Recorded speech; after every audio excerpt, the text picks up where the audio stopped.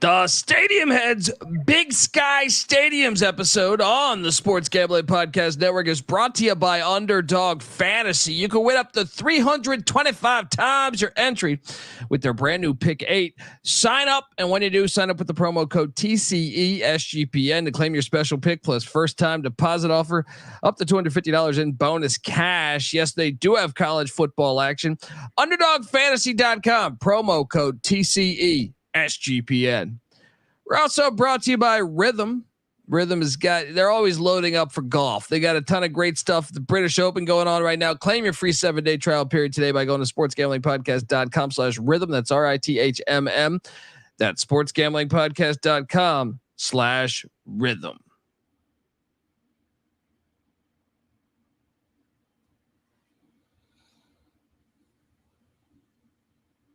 Hey, this is Bill Romanowski. You're listening to SGPN. Let it ride. Have something new coming. Okay, that can be done in any case. Education. More education and more informed people. That's the way it is with everything. The young ones, they ask me advice, and I always tell them, get as much knowledge as you can. Stadium Heads, man. The granddaddy of them all, the famed Rose Bowl, jammed with a color of over 100,000 fans for its 67th renewal. And the weather here today at Notre Dame Stadium, in a word, it is cold, but it is football weather. The temperature 37 degrees, humidity 79%. Forecast cloudy for light rain later on this afternoon. The average person doesn't know what a good stadium is. They might think they know what a good stadium is, but they think just, our seats are nice and it's so comfortable. We have a 10,000-inch screen we can watch the replay on while we're watching the game, and we got a waiter coming over to take our orders, right? And there's 20 million bathrooms close to us. That's not what makes a good stadium. A good stadium is the look of it, the feel of it, the history of it, the soul of it. That's what makes a good stadium. That's what I mean when I say we're stadium heads. We are stadium heads. They get to run around. Now those people, they shouldn't even be there. That doesn't even count. If you can't get out in the elements, you shouldn't even go to the game. That's the worst thing. Those darn boxes up there and dome stadiums and stuff. We don't need that, right? Welcome to sunny El Paso, the 52nd Sun Bowl, and now this ancient facility is one of the great settings in all of college football. Neyland is now in its 87th year. That's what we are, though. We are stadium heads. Welcome back to the Stadium Heads Big Sky edition. Yes, our first FCS edition. I'm excited to talk all these Big Sky stadiums and Big Sky football and FCS football. That's where I feel like you find out that you separate the real from the fake. All right. If you are digging some FCS football, which is just so undercovered and so underrated, in my opinion, then I think you'll dig this episode. If you're wondering who the hell you're listening to, that's fair too. My name is Colby Swinging Database Dan, aka Pick Dundee. That's not a pick. This is a pick. He was raised in the land down under, where a man thinks on his feet, speaks with his fists, and lives by his wits. When Dundee happened, he was a superstar. Nobody knows nothing. Somebody knows. Double the price, but no one touches Dundee. Big Sky football. Absolutely fantastic stuff, folks. YouTube.com/@StadiumHeadsSGPN. Get on over there. I've been at least to the stadiums for some games or outside of the stadiums, and a decent chunk of these stadiums. So excited to talk about those. I'll tell you who's been to pretty much like every single football game in the history. You know when Georgia Tech beat Cumberland 225-0? This guy may have been there because he's doing crazy travel all the time. He is the most interesting man in college football without a doubt. And also ESPN said this about him. They wanted to shout out Michael Barker. You can follow him on Twitter at CFB Campus Tour. This is his 84th college football game of the 2023 season. He said he's going to end at 90 college football games he's attended this year with the college football national title in Houston. And so, again, He's out there with everybody. He's like Wet US weather. Postal Service. Rain, sleet, snow, it doesn't. Yes, I give you Michael Barker, aka College Football Campus Tour. How are you, brother? I'm doing great. And for a while, we've been talking about we're going to get to FCS stadiums. We're going to get to FCS stadiums. And we are here. And, you know, I like your analogy, separate the men from the boys. This is where you test and you dig your deep knowledge of college football. And, you know, during the pandemic, they played a spring 2021 season rather than the fall. And it really got me involved in FCS football. I went to 29 games during the season, went through the whole playoff bracket and absolutely fell in love with it. And there's some great stadiums, and, you know, there's no better conference to start with our first FCS show than the Big Sky, because they do everything right in college football from an FCS perspective. But I will tell you, they do push the boundaries of the usual criteria for a stadium head with domes and colored fields. And we'll get into all that stuff, but very cool conference, special place in my heart. Excited to talk about it.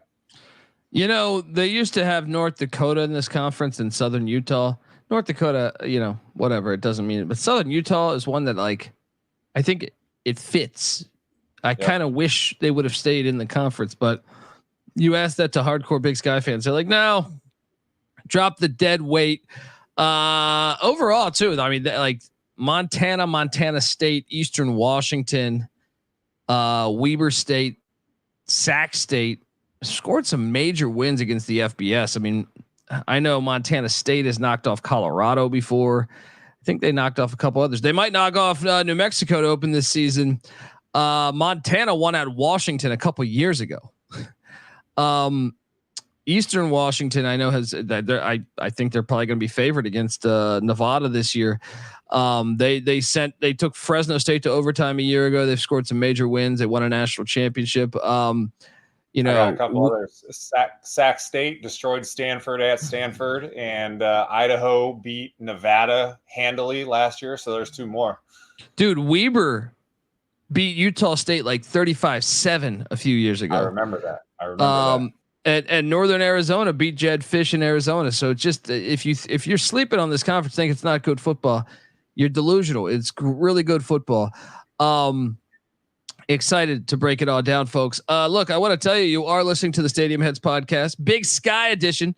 We're part of the Sports Gambling Podcast Network, and they're getting you ready. The Sports Gambling Podcast is getting you ready for college football with their conference previews, which I'm featured on all of those. Tune in wherever you get your podcast or the SGPN app, which is free to download in the App Store and Google Play Store. And remember, as always, folks, to let it ride. All right, we are back talking Big Sky football, and just like usual, if you haven't caught our other episodes, they're all out there, folks. All right, we have gone through all of the conferences in the FBS, so go check those out. If you're a Big Ten fan, if you want to know about the Big Ten stadiums, SEC stadiums, maybe you're an AAC stadium guy, you love Mikey Stadium or something, all that is out there. Every single conference, go listen to it in the FBS, all available for you. YouTube, you know, iTunes, Spotify, you know, I recommend the viewing experience, but the audio's, you know, still good too, I think.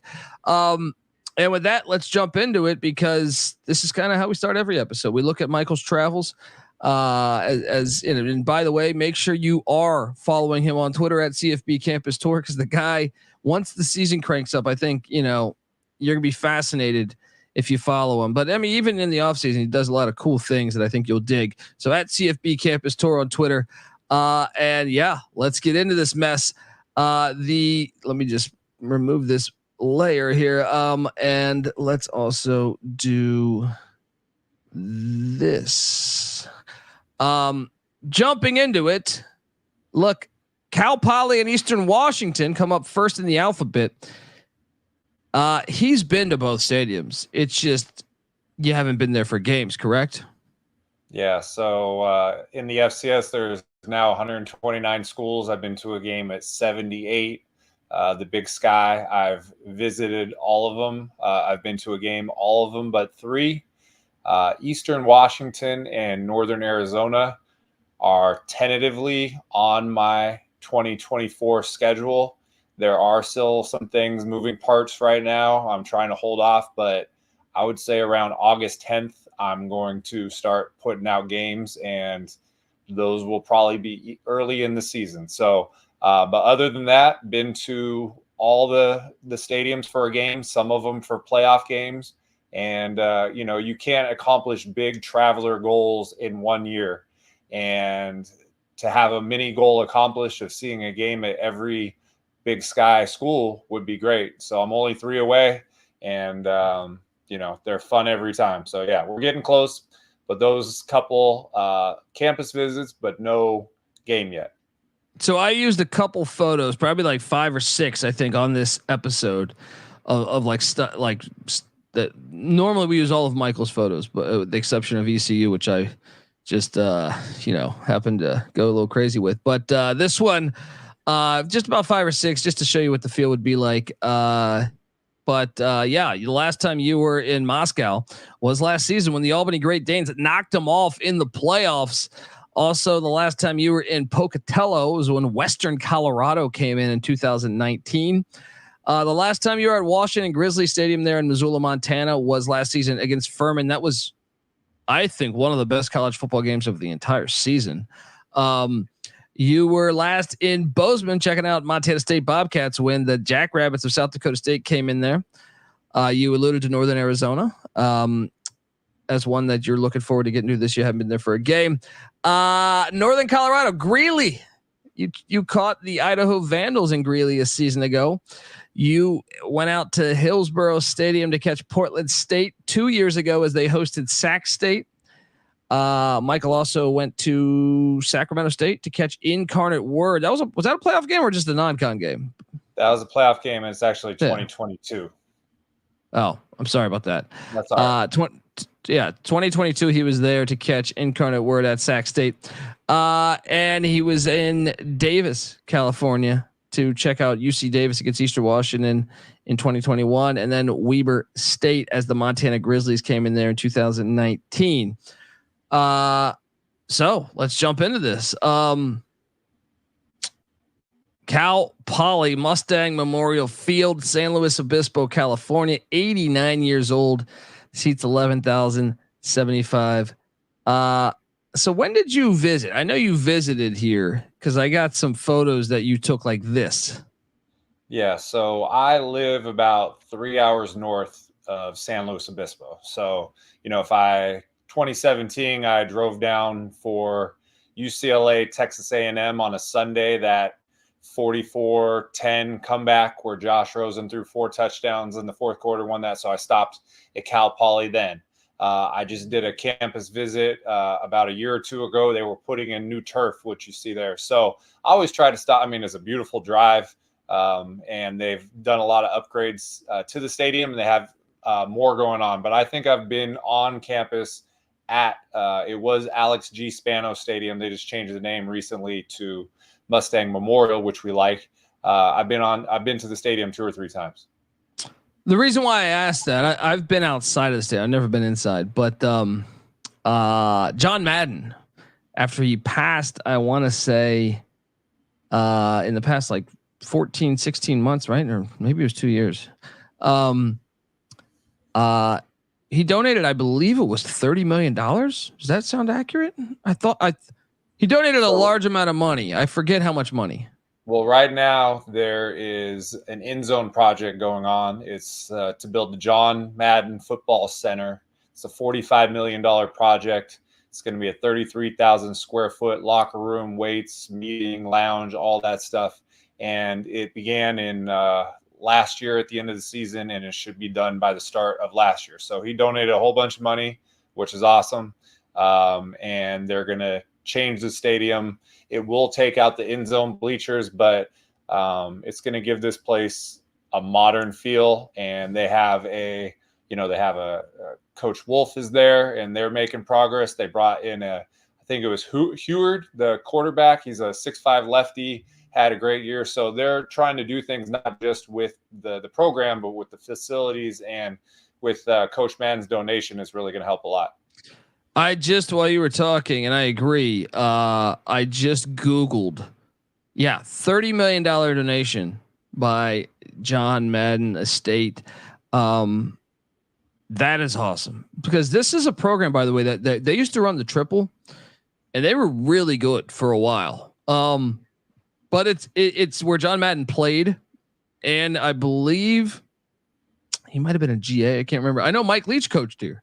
So and Brent Brennan, Arizona's current head coach, coached there for a little bit. It's got a pretty rich history.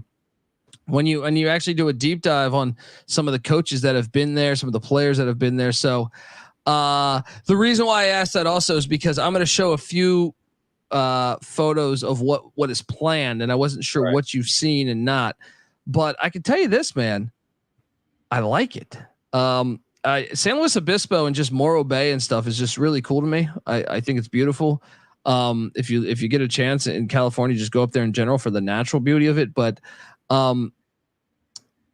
this thing now, what's cool is you took a photo of this, and I saw their original illustrations of them doing this, and I almost put that in this thing. But dig that statue of the Mustang, and yeah. So this is without any paint on the field.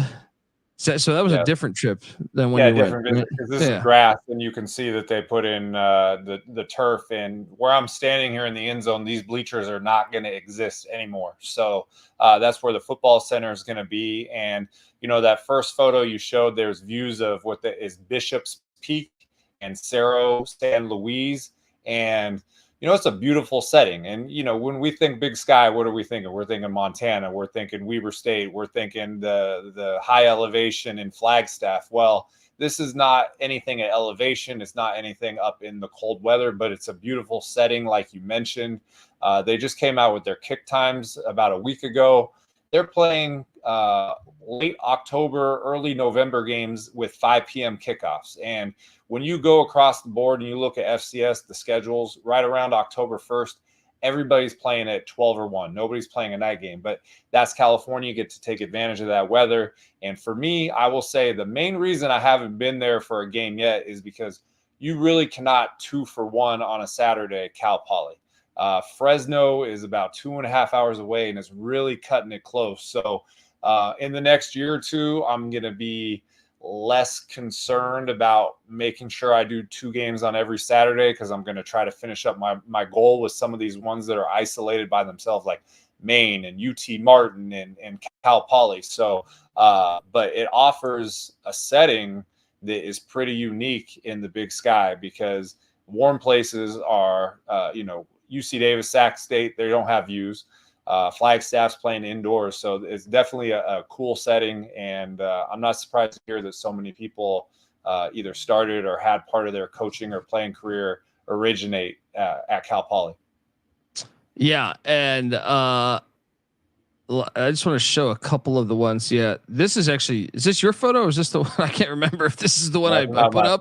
That's not my photo. So this is the one that they had that was incomplete. As you see, the John Madden Football Center. Yeah. And then this right here, this was their announcement, I think, their press conference regarding this. And this is from a game. That's when it was the old Spanos Stadium. But like I said, like you said, that's changed. This is a shot, I believe, from you, correct? Yeah, that's for me. So when they were doing, you don't know when they're putting in turf, and you drive down there and the field is tore up, so it's not going to make the best pictures. But again, this is probably 2022. You're showing photos from the dedication ceremony or the announcement ceremony in 2023. So it's 2 examples of huge upgrades the program is doing with their football stadium, which we love. And this shot, dude, I grabbed this from the internet and I go, this is fucking fantastic, man. Yep. This, like, to me, I'm like, I need to get up there, and it also fits perfectly with the Big Sky. When you think of Big Sky country, not just the conference, you think of mountains and just open, the West, just beautiful. The West, if you've ever driven cross country in the West, this fits that narrative to me. And I tell you, man, doing this exercise, because I had been outside the stadium, and it's beautiful. Don't get me wrong, it's beautiful. But man, you see a couple shots like this, I was like, man, that looks incredible. You got like a little valley there. And this is a thing. This is obviously fake, but it's what it's going to look like. the John Madden Center with a bunch of helmets there. You can even see a part of the game from there. And this is Michael's photo. Yeah. What's that? Yeah, that's the side of the grandstand. And when we think of Big Sky, we're thinking about places that are a little bit slower pace. We're thinking Missoula, Montana. We're thinking Ogden, Utah. We're thinking all this stuff. And you're in Los Angeles. I'm in the Bay Area. And to have a Division I football program where we can escape the hecticness of where we are and go somewhere beautiful and serene and watch, big time Division I FCS football. You could go watch Montana play there. You can go watch the Vandals play there. And so again, when we see that the schedule comes out with the kick times and they're all late, this is the scene that you're going to get on a late October, early November day. So I'm chomping at the bit to get down there. I really think that it probably is smart to wait for the football center to be done. And, if I get to Eastern Washington and Northern Arizona like I plan to this year, next year, Cal Poly finished upgraded stadium and will be my last Big Sky game. I mean, I'm pretty excited about that. Yeah, dude, tell me that shot right there is not fire. Oh, it's beautiful. That's beautiful. Yeah. And what's funny too is there's a train track right behind the roadside there. And so it's like there's all kinds of intersections, and Cal Poly is like the most important thing in San Luis Obispo. And, all directions lead to the campus and Mustang Memorial Stadium. Hell yeah, man. I love the Madden donation. I hope they really take it seriously for their athletics, for football and basketball, because I really believe that they can become like, I don't know why anyone wouldn't want to go. It's a good academic school too. So yeah, I think they have a bright future if they use that correctly. Folks, I do want to tell you, before we jump to the next team, that you are listening to the Stadium Heads podcast, part of the Sports Gambling Podcast Network. And we're brought to you by Underdog Fantasy. Yes, Underdog Fantasy just launched their college football best ball product. We're going to be covering this on the College Football Experience. We're going to do some best ball drafts. First place wins $20,000. Plus, the higher lower pick on pick 8 allows you an opportunity to win 325 times your entry. You can now use specials and boost on all flexed entries as well. I can't wait to make a pick 8 over there. Don't miss your chance to try it out before it's gone. Sign up, and when you do, sign up with the promo code TCESGPN to claim your special pick and first time deposit offer up to $250 in bonus cash. UnderdogFantasy.com, promo code TCESGPN.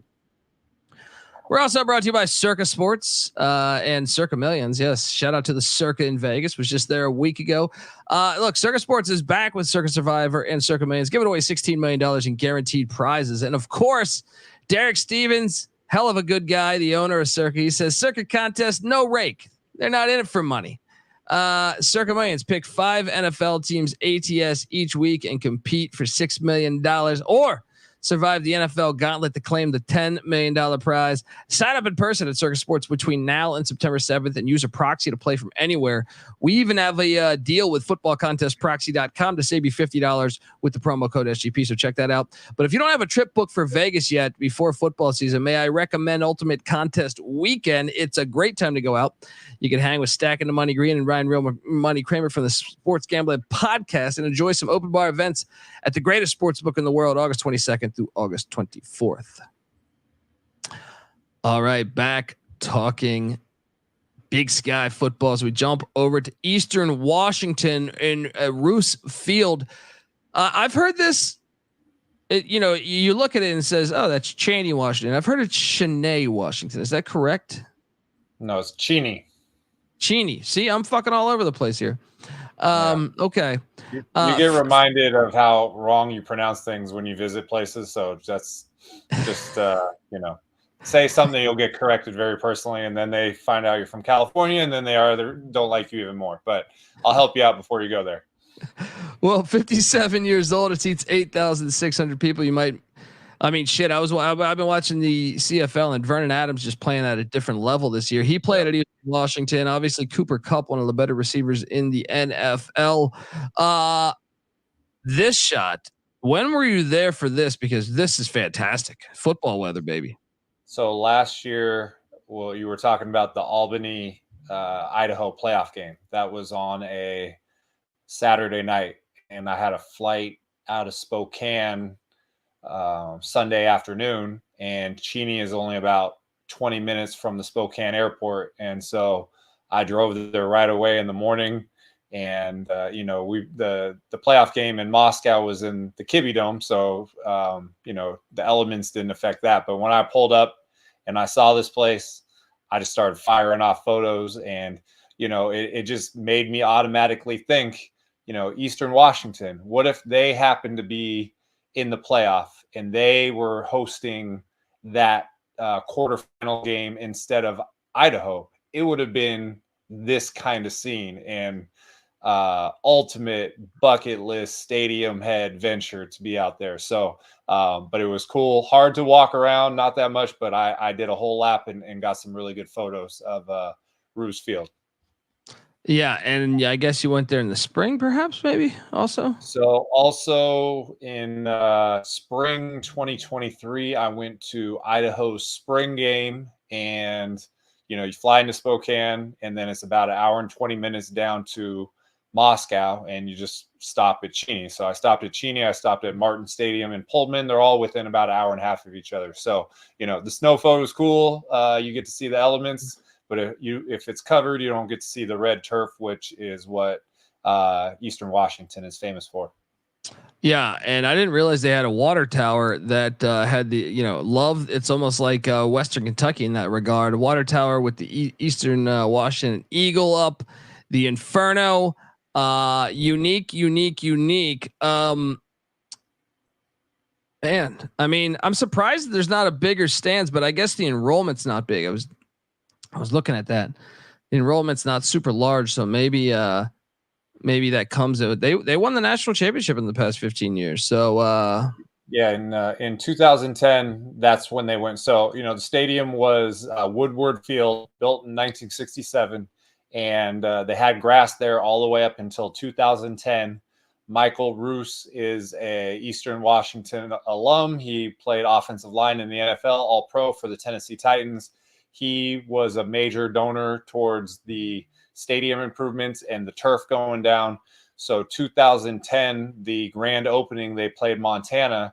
And even though the stadium only holds 8,600, they got 11,702 for the opener. So there's a lot of places where you can stand, fill in the gaps. There's these grassy hills that are on either side of the home side bleachers.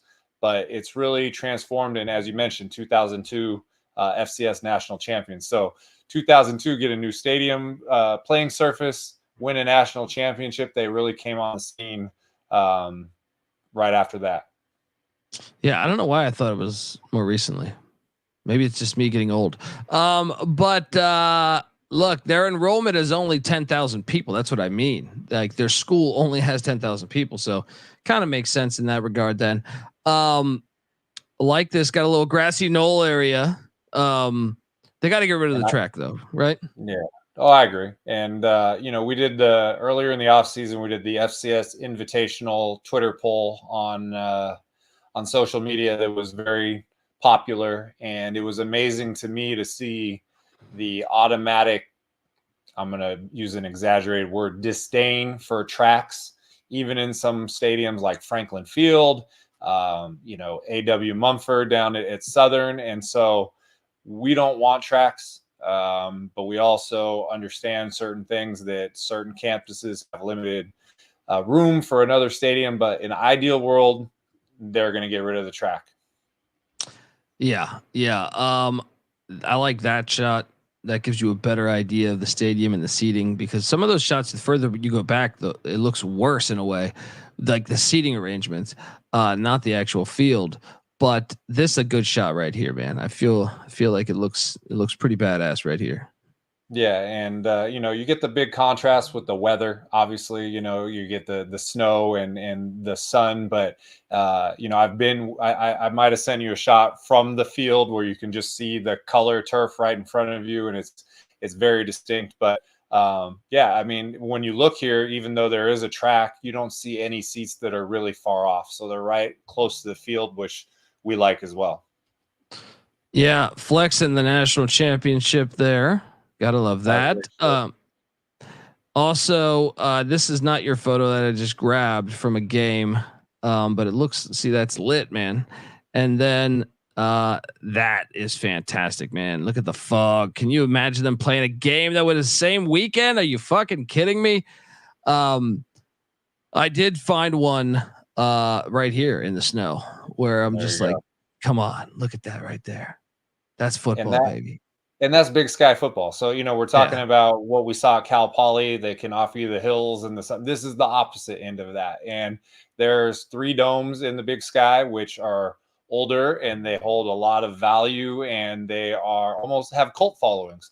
But we really appreciate the people who are still playing outdoors. And this is, in 2022, I went to the FCS semifinals at South Dakota State. It was the coldest sporting event in the history of the state of South Dakota. It was -6 degrees at kickoff. It got colder. Like I couldn't feel my hands for 3 days afterwards. It was one of the funnest games I ever been to in my life. So, when we talk about potential teams that we want, bucket list games, I'm looking at the game, the opening Thursday of the year, because you try to take advantage of the FCS games that are played on weekdays. But in an ideal world, that's what's so great about the FCS. They're playing their playoff games on campus. If you can project a team, like I didn't go to South Dakota State during the regular season last year because it looked like they were going to be the best team and host the semifinal, which they did, and I went. So, but these are the kind of things where if you can somehow figure out a way to be within the vicinity of this when the weather is going to be bad, this is like ultimate football fan dream right here. Amen. And look at that, man. I didn't want to leave. I was like, I'm going to try to call up 22 guys and let's just play. Let's roll the ball out there and see what happens. Right. It's right. Look, you got on the turf. One of the games, or one of the visits, I should say. I mean, I know some people bitch about this. To me, if as long as you don't have a roof, I'm happy. You know what I mean? Like, sure, I want grass.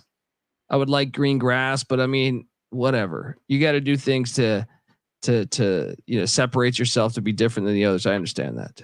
And we've talked about this, that, we have a certain thing that we like, and we feel like we represent a lot of college football fans with outdoor weather and the cold weather and, the no track. But there is space in college football with over 800 college football programs for some distinct, unique features and variety, whether it's the colored turf, whether it's a unique stadium shape, whether it's waterfalls or whatever you want to have.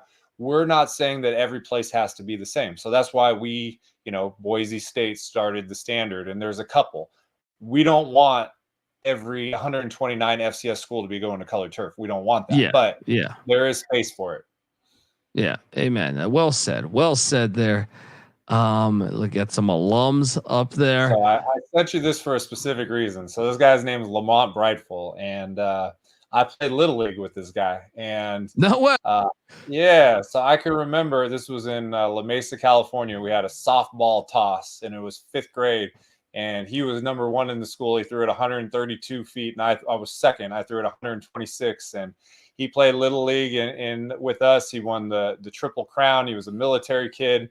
Went to Eastern Washington, was a great kick returner, ended up playing on the Baltimore Ravens on their Super Bowl team when they beat the Giants, also played on the Miami Dolphins. And I lost track of his career just because, back then you weren't on the internet knowing what. I was playing a Madden Dynasty in college, and I was building a team, and it was getting to like the end of the draft, and I needed a kick returner, and I just sorted it by who had the best kick returner rating, and it said L. Brightful. And I was like, man, this could only be one person. It ended up being Lamont. And that's wild. And that's how I found out about his career. And so when I went back last year before the Idaho spring game and I took a lap around the track, I was like, wow. So I think he's a personal trainer up there. I haven't, obviously haven't seen him since Little League days, but it was cool to see somebody that I knew was a FCS retired, honored athlete at a big time FCS school like this. Hell yeah, that's a cool story, man. And they've produced a lot of pros, man. Like, I mean, Eric Barriere, I know recently he was in the USFL, but I'm saying, as you see Jake Rogers there, the offensive tackle, obviously Cooper Kupp, Vernon Adams, they've got guys too, playing professional football. There's another shot of the way the stadium will look full. It's a cool stadium, man. I'd like to get rid of that track though. Add more stands. Let's go. Let's get that going. Folks, before I jump to the next team, I want to tell you the Stadium Heads Big Sky Edition is brought to you by Rhythm. Look, you got to check out what they're doing for golf. All right. If you're not checking out the AI picks and props from Rhythm, then you're missing out. Well, I mean, they do more than golf, but with the British Open this week, they've been killing it. Not just outright winners. They got picks for top 5, top 10, top 20. You can use their AI caddy to get some great data insights. You can even customize your own golf betting model using Rhythm's tools. So claim your free 7-day trial period today by going to sportsgamblingpodcast.com/rhythm. That's RITHMM. That's sportsgamblingpodcast.com/rhythm. All righty, next we go to the Kibbe Dome in Moscow, Idaho. Seats 15,250. I am in the minority here. Look, I can appreciate like the Houston Astros. I'm sorry, not the Astro Dome with the Houston Oilers is what I meant to say. I thought that was super unique, but it's Houston. It's like super hot. I'm like, okay, I can give that a pass as a dome, right? But this one, my flaw is this. You have Martin Stadium right there within like a 10-minute drive. Washington State and Moscow are right there. I've been outside the stadium. And I just think when I see like the super like cold weather teams, and it's funny, I got in an argument with someone online about this, of like, why do they have a dome?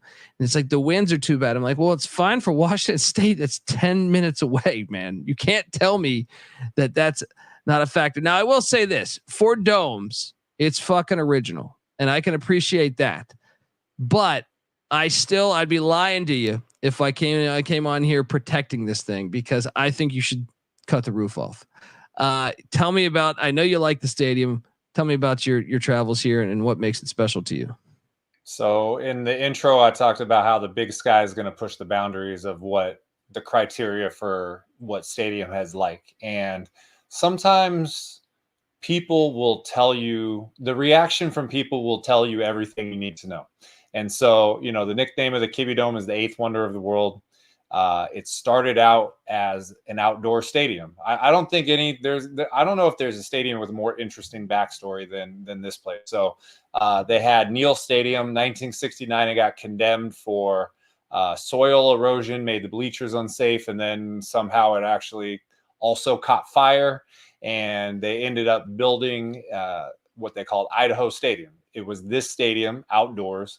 Just imagine those bleachers and no roof. And about 4 years into it, in 1975, they got approval to build a barrel arched wooden roof and they added vertical walls behind the bleachers, and they put this in there. So this is not a dome in the sense of, a circular round Astrodome, as you mentioned. It kind of gives off like airplane hangar vibes.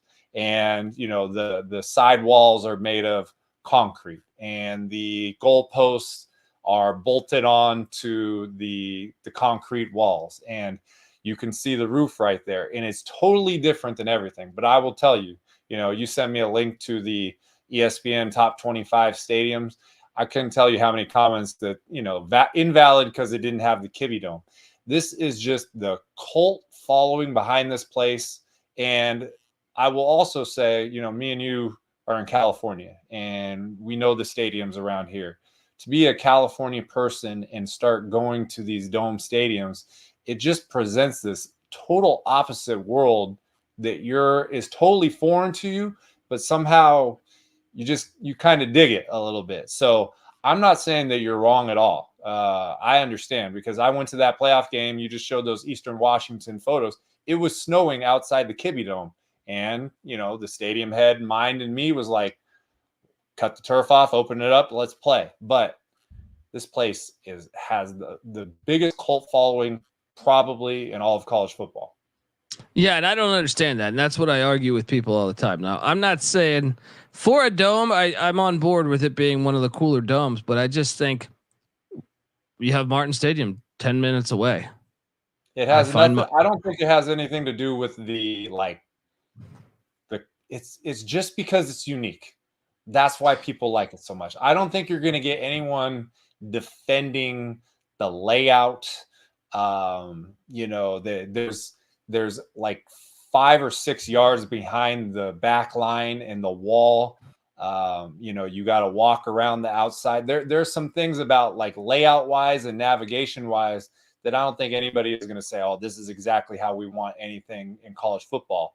But it just makes people, it sparks imagination and they're fascinated with it. So I don't think you're going to get anyone defending the Kibby Dome with the things that are trying to squash the arguments that you're presenting. I think they just are fascinated with it, and that's enough for them. Yeah. I mean, look, if you're going to do a dome, this is probably the coolest dome. So I'm trying to be positive in that regard. And I hope, but I still would never have this anywhere close to my list of top 25 stadiums. But I mean, it is unique. It is cool. It's got personality in that regard for a dome for me. I just don't think football should be indoors. So it's tough for me. Yeah. Well, again, that's if we're talking about the red turf and there's some space in college football for red turf. There's 232 Division I schools, and I think we have 6 or 7 on-campus domes. Okay, so we've talked about in the NFL that half the league is got domes, and they're the controlled climate football league. So I feel like there's space for this, and I'm telling you, we gotta do a doubleheader. Me and you, we gotta go to a day game at here and a night game at Martin Stadium or vice versa. But I will tell you, just within the years, I want to point out a couple things about the stadium. Number one is you can see up above those in the end zone, up above that screen. In 2009, they added these translucent panels that they let in light during the day, and it totally changed the look of the stadium. It did have this, like with the old AstroTurf and no natural light coming in, it gave a vibe of legit airplane hangar. But they opened that up and it changed everything. Obviously, they got new turf, they got new scoreboards. And people, again, they love, this was that photo right there, the snow photo right there, walking out. It has aura, right? It has aura and it has vibe and it has a cult following. And sometimes you got to have the boots on the ground to see it. And we got to get you up there one of these days to check out the kids. I've been outside the stadium. I just didn't go to a game. Like I went right around where this is. But here's my thing though. Like I remember as a kid, and I don't want to beat this dead horse too much, but I'm saying, I remember like one of the first experiences was watching. My dad got cable. We had this thing called HTS Sports in DC, and I got the Apple Cup. I think it was '92, Washington State versus Washington at Martin Stadium in like a blizzard, and it made me and my brother Washington State fans for life. Right? Like we're like, what? Where is this? And that made us. So when I see snow like this, and I think of what could be if you didn't have that, but once again, I get it. Yeah. Hey, we're gonna disagree on this, and it's not a problem. I'm just telling you two things. Number one, you could pull college football fans, and they're gonna say they love it. I agree. I've argued with them all. Yeah. And then Colt Brennan, 2006, he took his Hawaii High. Came and played a big high scoring game here, and people were like, "Man, this is one of the best scenes that we've seen." John Freeze was the NFL quarterback. He lit it up there, and Mark Slareth. Stink, right? So they used to have huge rivalries with Boise State and all that. So, and the only reason,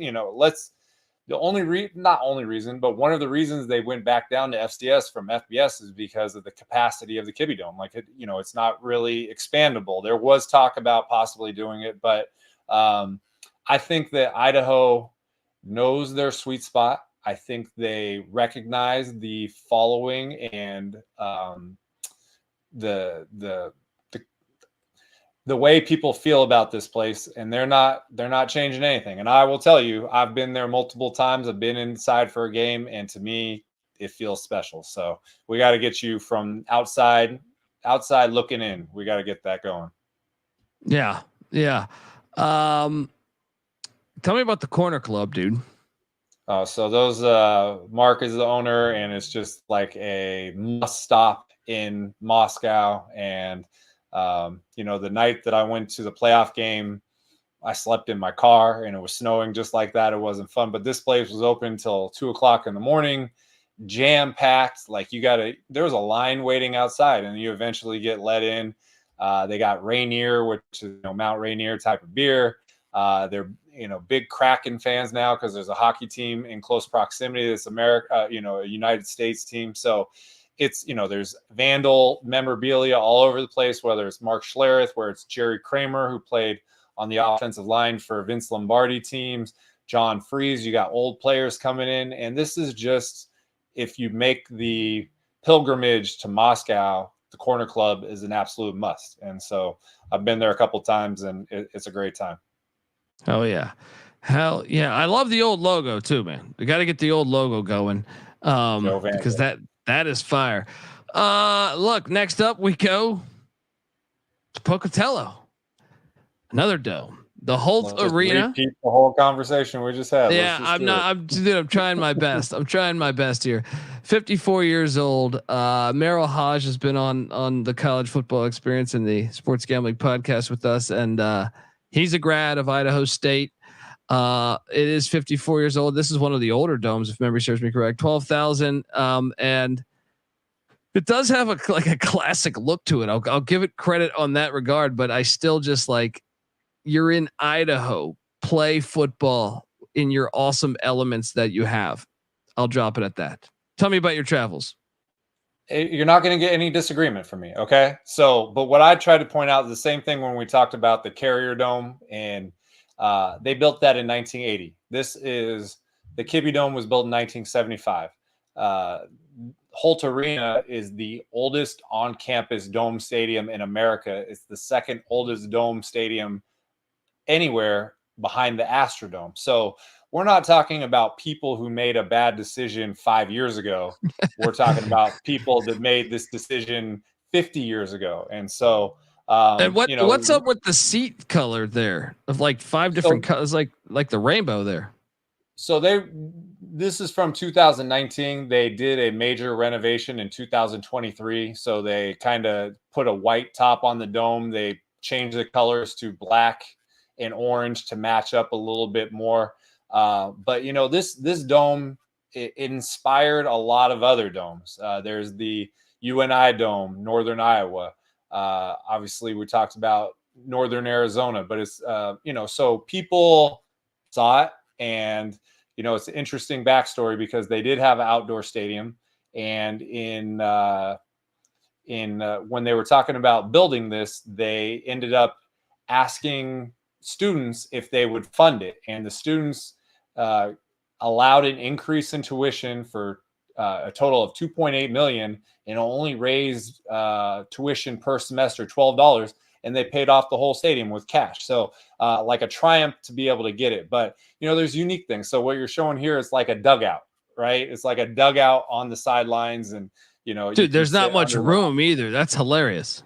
Yeah, and you got the students hanging over there yelling.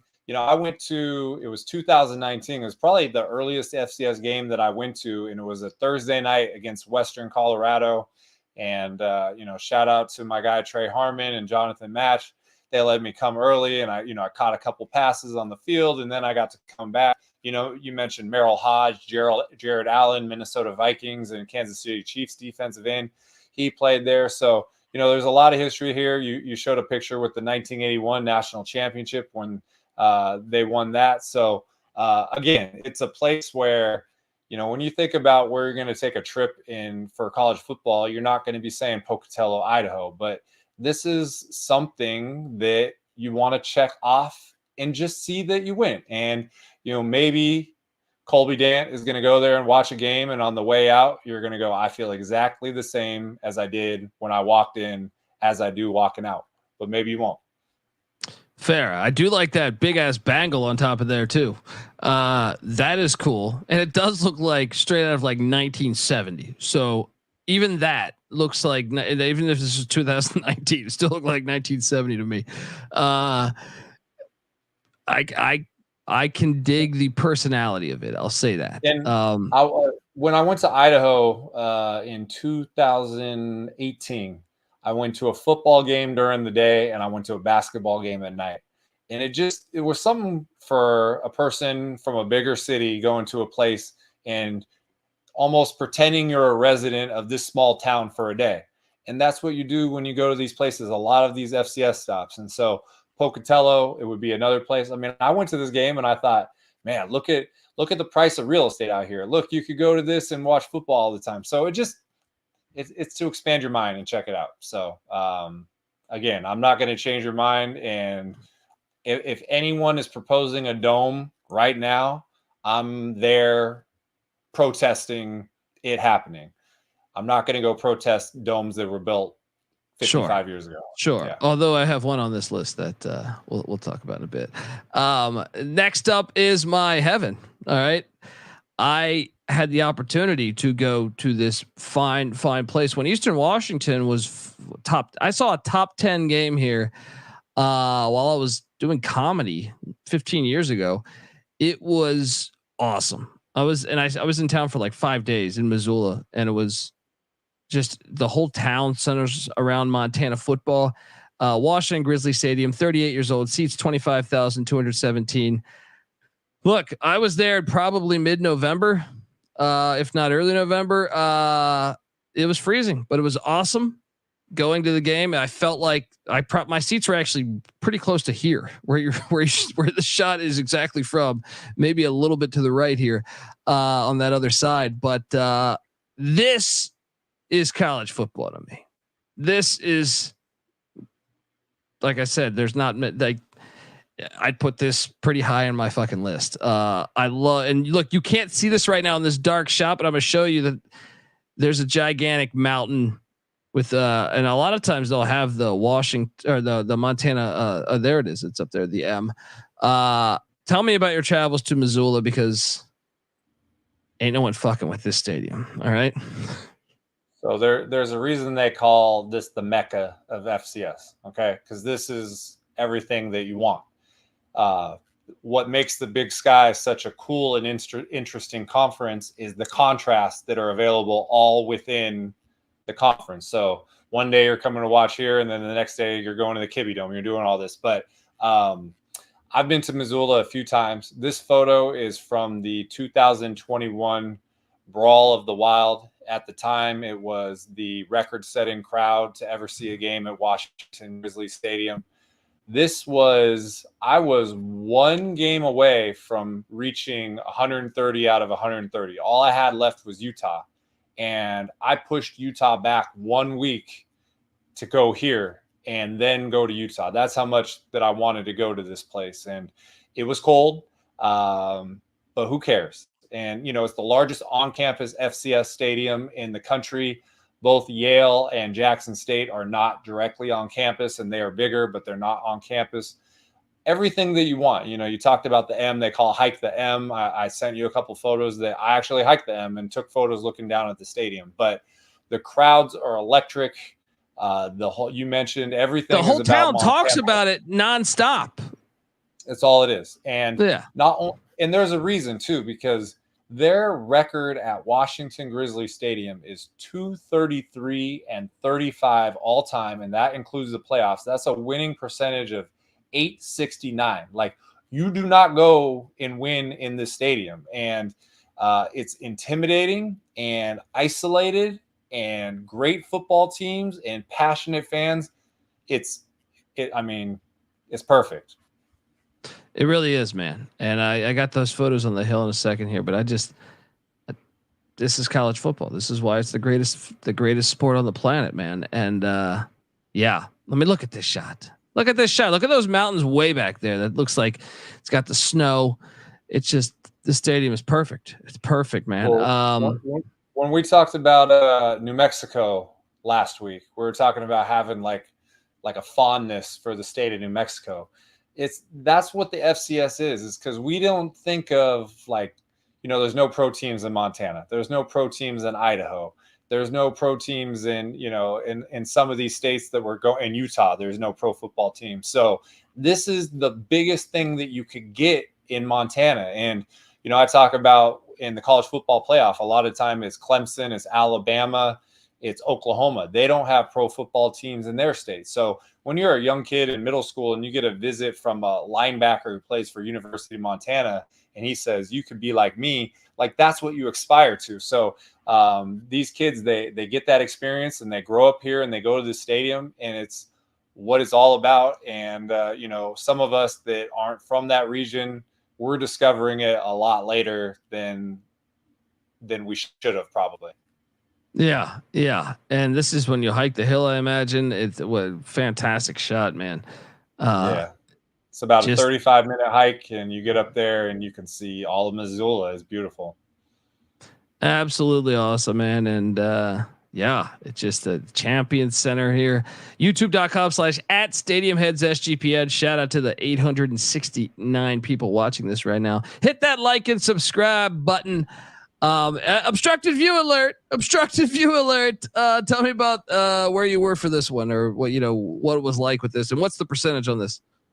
Oh, well, this is, you could see most of the field, but you can't see anything in the end zone. So, end zone is like 9%, which is not very low. This is actually like after this game, my calendar had already came out. So I put this and I said, this is going in next year's calendar. So you mentioned when we were going through the list of my most recent games, the Furman at Montana playoff game. And that was where Junior Bergen ran 2 kick returns back for a touchdown. Furman they dominated everything else, but it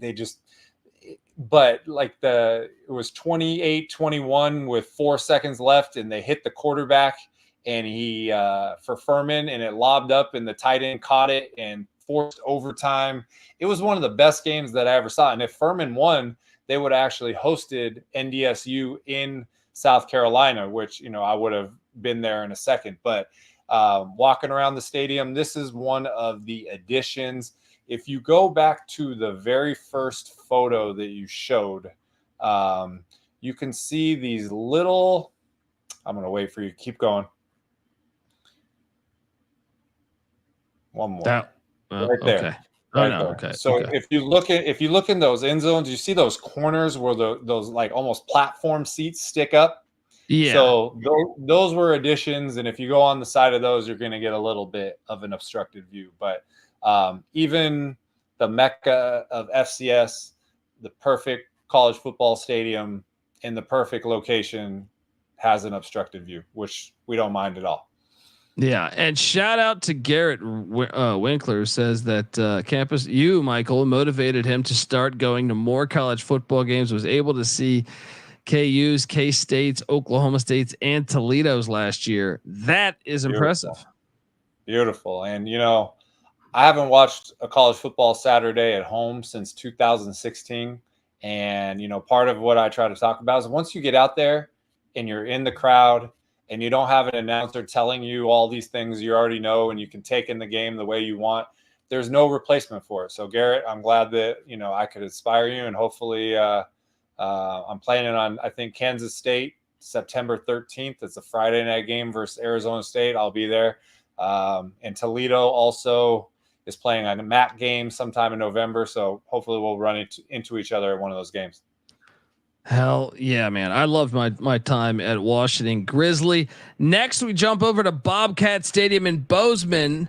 I have not been here, but holy shit, do I need to get there because I love this thing. 53 years old, 20,767. I mean, come on. I got to get here after my travels to Montana were so great. I got to check out the rival stadium in the Brawl of the Wild, which is like the best name for any rivalry in college football, by the way. And this place, there's a shot you have now. These are all fantastic shots. Once again, youtube.com/@StadiumHeadsSGPN. But there's one that I just love. All of these are fire. When was this? Were you in the spring here? So this was, I want to say 2022.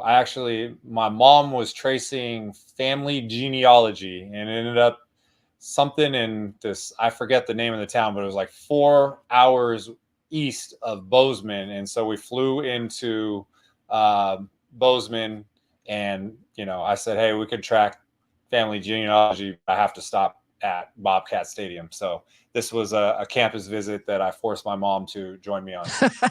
Love it. Love it. Get them educated. This stadium is beautiful, man. Like I really want to, this is high on my list of all college football stadiums that I haven't been to. Look at those mountains right here. I mean, and like tailgating setup. This shot, there's like this and another one this one specifically though. I was looking at this and I was like, this is a gorgeous fucking stadium, man. Yeah. And man, so Washington Grizzly rightfully gets all the praise, but you could make an argument and people are going to say, that it's not an argument, but this is an amazing stadium too. And it's right up there. And, you showed one of the shots with the mountains in the background. It has views of the Bridger, Highlight, and Spanish Peak mountain ranges. And this stadium has come a long way. I mean, it didn't have that impressive look. There's something about that press box too. It's just, it just is like has presence, and then you see the mountains in the background and you can see the basketball arena right there. This was in 2022. And even they've got a bigger scoreboard in place now. This photo right here is from the 2020. If you go back one right here, this is from the 2021 semifinals versus South Dakota State. And Montana State was ranked 8th. And the previous week, they went down to Sam Houston. We talked about last week when we did the Conference USA. Sam Houston won the spring championship. They were undefeated in the fall, had won 22 straight games. And Tommy Mellott, quarterback from Montana State, he's a strong running quarterback, went there and just ran through Sam Houston State, came back here. South Dakota State had played in Sam Houston in that spring national championship. They beat South Dakota State, and then they went and played NDSU tough, but Mellott got hurt early. But this game right here, it was just as much fun as going to the Brawl of the Wild in 2021 at Washington Grizzly, walking around there with the snow. They got the Bobcat, I think it was like the Golden Collection beer. You can walk around and tailgate with everybody. It looks awesome, and it lived up to the way it looks in this picture. Hell yeah. LFG in the chat saying Montana State, the most underrated setting in college football right now, similar to the Sun Bowl. Love it. What's funny is so that 2021 Montana State game that I went to, Game Day was talking about coming, ESPN, and they ended up going to Ohio State, Michigan State, and the score of that game at halftime was 35-0. And I tweeted out a video from Washington Grizzly and like Janine Edwards with ESPN is like everybody's like ESPN fucked up. So the next year they made sure and they came to Bozeman for the Brawl of the Wild in 2022, and that's when they set the record. The stadium holds about 20,000, and they got 22,000 in the stadium for that game. So they tried to make up for the mistake, but Game Day has or Montana State has a visit from ESPN Game Day, which is pretty cool. Hell yeah. And look, there's one other shot I want to get to here. This one's fire too, but look at that mountain right there in the fucking end zone, man. Like you score a touchdown, it just looks like the Call of the Wild or some shit. It is awesome. This is, to me, I got to get there. I gotta get there because it just looks like one of the coolest settings. Yeah, and that's like a surreal moment. I'm just a fan, and things are going good, and I get to go to games and stuff. But standing on the sideline and looking at that view, it's surreal. It's like holy shit, Like I didn't know that I always wanted to do this until I'm standing right there. So yeah, it's cool. And tell me about this. So the reason I sent you this is because towns will jack up the price of hotels on big games. And if you try to stay at a hotel in Bozeman, Montana on a normal day, you're talking about $70 to $100. but they were hosting the semifinals, and every hotel was like $400. And I thought, okay, maybe I'm not going to sleep in the car this time. And this was a little cabin, and I got my car stuck in the snow pulling up there. I had to wait and shovel it out, but it was like $110, and it was a 1-bedroom. But the funny thing was there was no bathroom inside. And so I think I sent you an interior. I don't know if you did that, but yeah. So that was the whole thing. And there was a floor heater by the bed, and I swear it never got over like 66 degrees. It wasn't warm in there. And every time I had to take every time I had to take a piss, I had to walk outside, and there was a little like almost like an outhouse, but like a high-end outhouse, and that's where I went to the bathroom. So I dig it, man. They gave me some negative review on Airbnb because I didn't clean up right or something. I'm like, fuck you, man. You know, I didn't know there wasn't going to be a bathroom inside of the place I was staying, but it was either $400 at Best Western Bozeman or $120, and you got to, you know, put on your shoes and go walk in the snow to take a piss. So it was cool. Fantastic stuff, man. All right. This one bothers me the most out of really any one in the entire, maybe in the entire country. I've been to Walk Up Sky Dome, Northern Arizona, Flagstaff, Arizona. Love Flagstaff. Go there frequently. 47 years old, 11,230 people it seats. So, was there, recently went to the Sky Dome, somewhat like the past, I don't know, year and a half. And I walked in the snow to a game, from like downtown, which it's not that long of a walk, but it's a decent, I don't know, 45 minute walk. This one drives me crazy, man, because on that walk, you go past their football practice facility, right? And look, I know this looks abstract. Cool. You got that going for you. But Flagstaff's an awesome fucking town. It could be Boone. If they just, the practice facility is way better than the fucking stadium. I don't know. I mean, I love this town, but I'm so out on the stadium, dude. Like walking past the practice facility, I was just, it made me go crazy. Cause I was just like, I can't believe they have this field right here and I'm going to this. They do have a cool ass lumberjacker though, like right outside the stadium, and you see him in this shot in the back, yellow, just gigantic lumberjacker. But yeah, I'm out on this shit. I know people on the internet love this one too, and I will argue this one even more passionately than, like I said, I've been to a game here, but I'm out on this. You know what I mean? I will never be on board on this one. And I just for this sake, I show you the practice facility, but this is not in the snow. It was there in the snow, and it's like, this is right across the fucking street, man. You have this right across the street, and you choose that. I don't know what the fuck's wrong with you guys. Your thoughts on the Walk Up Sky Dome? So you've seen a game there, and I have not. I visited there in 2017. You mentioned that giant lumberjack. So I was trying to get statue photos. I was like in the infancy. I was like, how the hell am I going to get a statue photo with a 75-foot lumberjack? It didn't turn out that good. We've evolved since then, but I did go inside the stadium, and you know, I do a lot of tweets where I show either the progression of the stadium or the old stadium. Today I did one about Pitt, the old Pitt Stadium, and that's, you know, people really wish that there was still Pitt Stadium and not playing in the Steelers Stadium. Their old stadium was called Lumberjack Stadium, and it's pretty close to where the practice facility where you're talking about is now.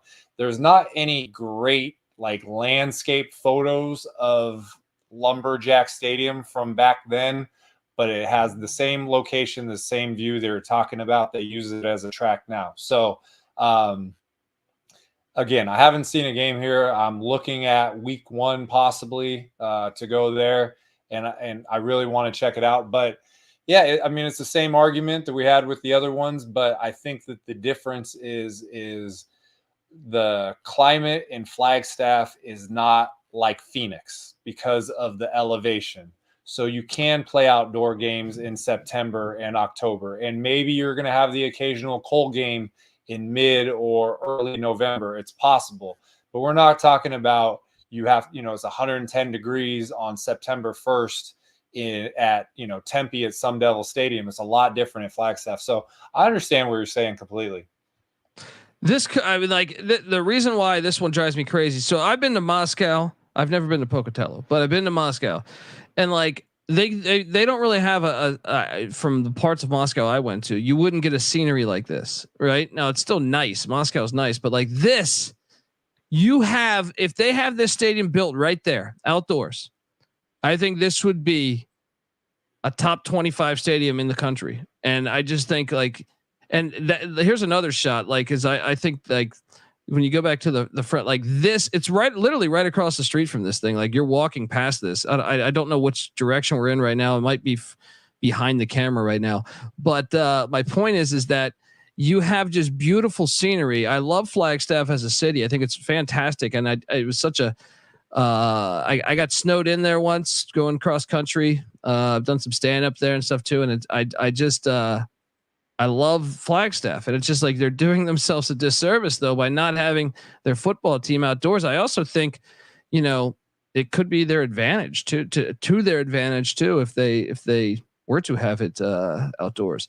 But yeah, I don't know. Like I've not to beat a dead horse, but I've argued a shit ton with people because I know the world loves this. I feel like the world loves the stadium for some reason. It's the fascination with the contrast between everything else. Okay. So it's the same thing with the other places. And we talked about Holt Arena kind of spawned some clones, and this is one of them. We talked about the elevation in Flagstaff. It's 6,880. The only one in Division I that's higher is Wyoming. And we know how much we enjoy going to War Memorial Stadium and being outside and doing that. So, broken record, but this happened in 1977. We wish that it didn't happen. And it's really hard to be at that practice facility or at old Lumberjack Stadium, which is now the track stadium, and not think about what it would be like there. So I don't blame you. I'm hoping that, like I said, I'm hoping to go there week 1. I'm going to try to document everything for everybody, whether, it's the game photos, the exterior stuff. And we'll let, if people haven't seen it for themselves, hopefully the boots on the ground will help people form a more formed opinion of how they feel about it. Yeah. Flagstaff's a great city though. So if you can dig the dome, go out there, check out Flagstaff. It's a great city. Northern Colorado, Nottingham Field, Greeley, Colorado. I've been here, but just not for a game. There was no game. So I just went to the stadium to check it out, but seats 8,533. Recently, Ed McCaffrey was the football coach, got fired, but he was the football coach there. Talk to me about your travels to Nottingham. So I've been on campus once or twice, and then last year finally got to a game. They were playing at 1 p.m. against Idaho. And then Colorado was playing their homecoming game against Oregon State at 8 p.m. So I was able to do both. And, later in the year, it's hard to get 2-for-1s. And so I was fortunate to get there. But, built in 1995, so a little bit more recent, 4,780 foot elevation. So it's almost a mile high. They replaced Jackson Field, which is now their baseball facility. There you see 4780. That's Wikipedia letting me down like usual. 4658 is what it really is. Oh man. But, so I went there last year for a game. You mentioned Ed McCaffrey. It didn't work out during this era, but there's 2 things about the stadium that we wish were different. Number 1 is we wish that it didn't have a track. And number 2, it doesn't have any lights. And so, it's for funding. They're trying to get more funding, and if they can get more funding, then they can put the lights in there. And so they always are playing day games. You're not going to see any night games at Nottingham Field. But, when you go up to this part of Colorado, you got Greeley is very close to Fort Collins. You could do a 2-for-1 there. I did a 2-for-1 for Colorado State, so it's conveniently located, and it's not getting that like hustle and bustle feel that you get in downtown Denver. It's a suburb, nice little quiet place to go. So it's a great town. Yeah, it's a great town. I stayed and checked out the downtown. I enjoyed it. A great little college town. I really enjoyed the city. It just needs some work. You know, we got to get rid of the track with like some lights. They got the scissor lift in this one. Maybe Ed McCaffrey. When you went, was this Ed McCaffrey or was this? No, this was because you went last year, right? Okay. Last year, yeah. Okay. So scissor lift is for I'm guessing the all 22 camera probably. Yeah, the Brian Kelly thing. Get up in that scissor lift now. Yeah, I mean, love the cannon. Good work with the cannon. Big fan of having the cannon in the end zone. Look, they were FCS not that long ago, right? I mean, I'm sorry, D2 not that long ago. If memory serves me correct. Yeah. Kyle Sloter, who played for the Vikings, was at Northern Colorado. So they're developing this thing. It's got some work to do, but I dig it still. The town is cool too. So get out there and check out Greeley if you get the chance. Oh, obstructed view alert too. This is a classic right here because I mentioned that there's no light pole. So what is this pole? It's a speaker pole, okay? And so I get into the weeds. I get into the weeds of a stadium. So you can see the pole coming up through the bleachers, and they, partly to secure the bleachers, partly to secure the pole, but they put it up through the bleachers in the second to last row and not the last row. Well, what does that create? It creates the ultimate obstructed view seat. And so, I happened to be sitting next to a bunch of students, and they just watched the whole pose thing and they thought it was hilarious. But, when I had my calendar, this was the only FCS one in the calendar. So, but if you would tell people, oh, there's a pole in the way, everybody's going to assume it's a light pole, but this is actually a speaker pole coming up through the second to last row and not the last row. So, some engineering lapses of judgment when it came to this design. Let's just say that. Either way, very hilarious stuff. And what's the relevance here on this? I could take a guess, but I want you to explain. Look at the fucking price, okay? Yeah. As Californians, man, you're like, that's what? 2023, $2.53 a gallon, and I get off the airport at Oakland, and it's like $5.79, like right away. Yeah. And I smelled it. It doesn't smell like inferior gas. It seems like the same gas. So that's a travel. That's a travel thing. You make the same jokes. Why does it cost double where I live? I wish I could pack this up and take it in my suitcase. Why are you complaining about the cost of living when it's all that sort of thing? So anyways, it's just there's a reason I'm taking a photo. I'm sending this to my family. I'm like, we got to get out of California. Look at this. So amen. I mean, look, I can remember a time where I went to, I think this is like right around 9/11, I guess, maybe a couple months before 9/11. I was in North Carolina. I went to the Outer Banks in North Carolina, and I remember gassing up for 65 cents a gallon. Man. And I was like, this is unreal. Cause even coming from the DC area, I was like, what? And then it was like, I mean, but out here where it's like $7 here sometimes, you know what I mean? It's insane. It's like a slot machine. That's what I call it. They just pull the slot machine, whatever numbers come up that day, that's what they charge for gas. $8.43, sure, no problem, whatever. We got to drive. So this is when I,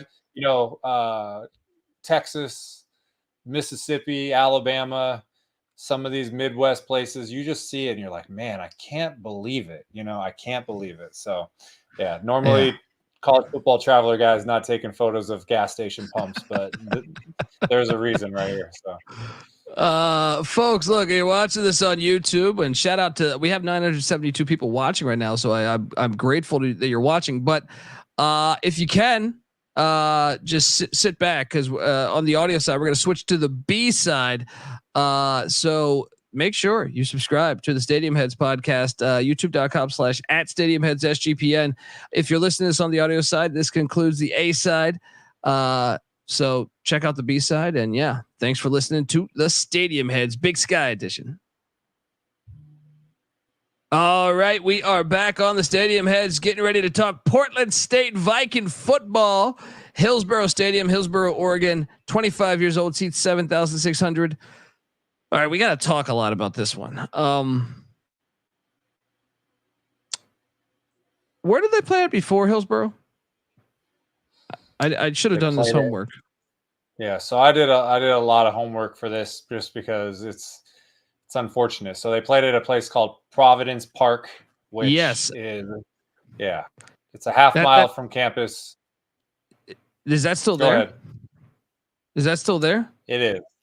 It is. So I guess we'll get into so Hillsborough Stadium is 13 miles west of Portland State University. And a common theme that we've talked about through many episodes is in a big city, it's hard to get a stadium. If you knock down a stadium, there's lack of real estate or whatever. So Portland State does not have an on-campus stadium, but they played at Providence Park, which was built like 90 years ago. And it used to be, I'm going to butcher the pronunciation, Multnomah Stadium. And it is now home to two MLS teams, the Portland Timbers and the Portland Thorns. And so sporadically, they, over the last few years, have had scheduling conflicts with the soccer teams.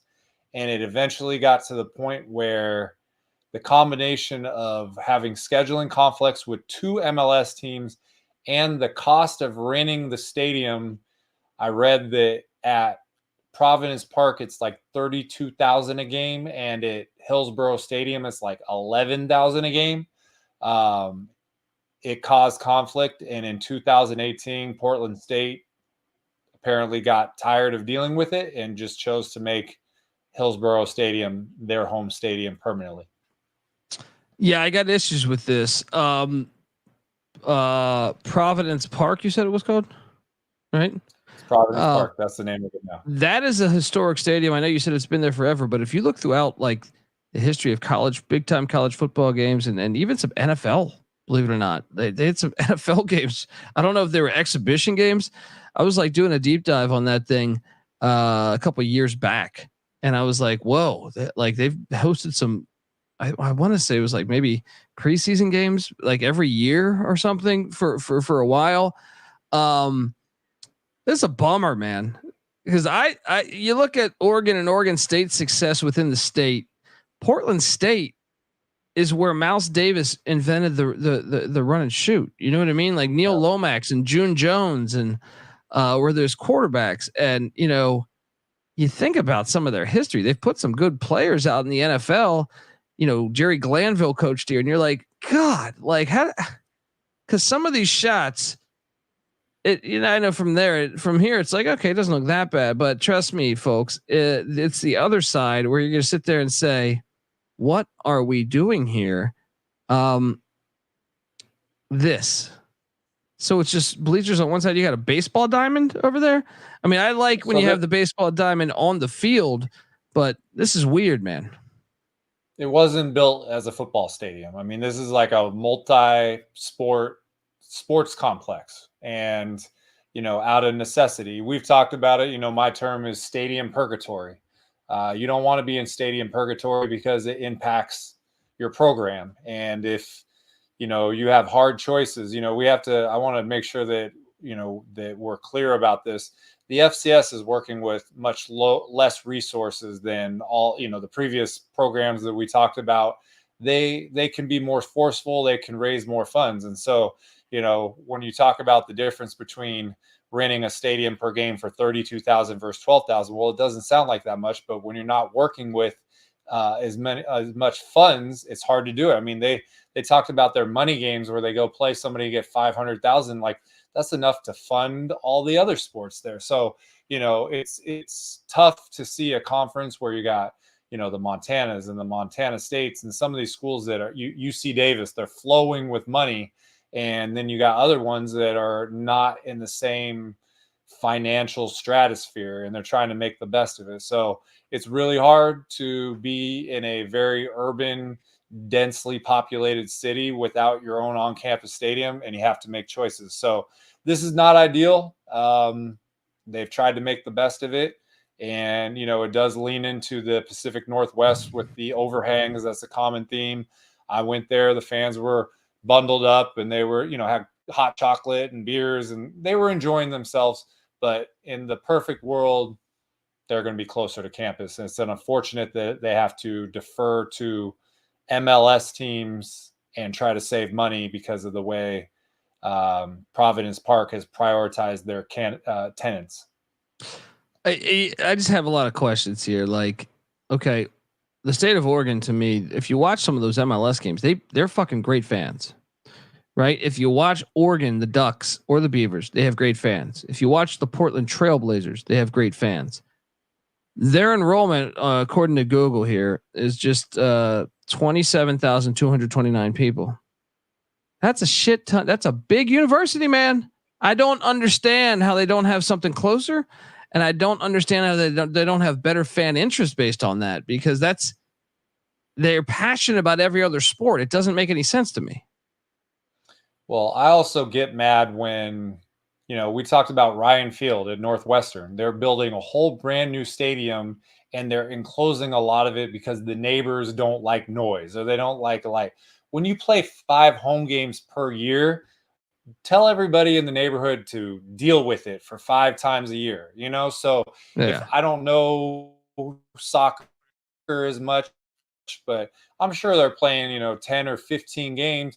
These guys are talking about home games. These guys are talking about playing 5 home games over a 3-month period, and you can't find a spot for them. I mean, this game that I went to right here, 2022 against Sac State, this was a weeknight game. So they're willing to play on weeknights. So let's find a space for them to play closer to campus, whether it be on a Friday night or whether it be on a Saturday at noon, and then you play the soccer game at night. So I agree with you. I did some research. I know a little bit about it, but it just sounds like they're in stadium purgatory. And instead of trying to thread the needle at Providence Park, they decided to make this place their home, and that's where they're at right now. Yeah.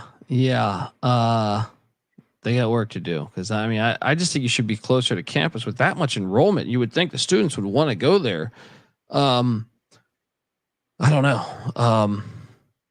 Wishing them the best, Portland State folks. Look, want to tell you folks out there that the college football experience, part of the Sports Gambling Podcast, the Stadium Heads podcast is part of the Sports Gambling Podcast Network.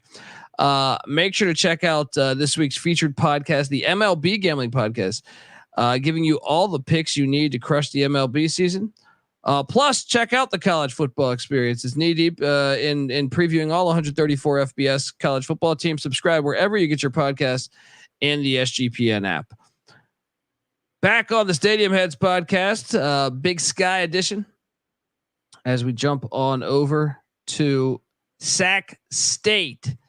Hornet Stadium, Sacramento, California, 55 years old, seats 22,000. This is a program that's kind of emerging. They beat Stanford's ass last year, and then they had I think a perfect regular season the year before. And I know they used to be the home for the CFL Sacramento team, as well as the World League. I believe the Sacramento Surge, maybe, I think. Tell me about your travels here, because, well, it's got the track, but man, and I was listening to like some type of, I don't know if it was a Sac State pod or a Big Sky pod, where they were talking about some big alums that would throw in a bunch of money if they made the if they jumped to the FBS. Some rich alums. But tell me about your travels here, man. Well, they should just throw in the money now. That's what I said. Yeah. Forget all the strings attached. So I live about an hour and 15 minutes south of Hornet Stadium. I've been there a couple times. Most of these night photos are from one of the best college football games that I've ever been to, which was 2022 playoffs versus Incarnate Word. Final score 66-63. I want to say it was something like 1,400 combined yards. Lindsey Scott Jr. was the FCS Player of the Year.